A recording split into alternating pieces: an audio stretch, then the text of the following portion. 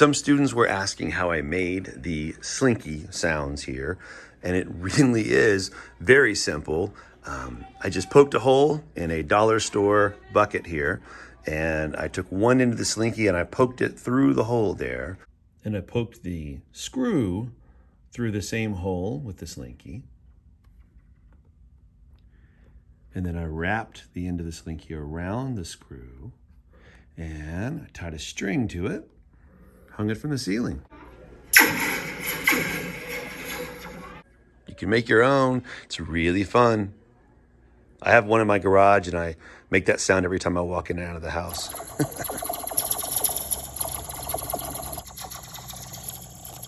Just a follow-up, quick and easy version. Got an inexpensive mini Slinky in a plastic cup. Sounds just as cool.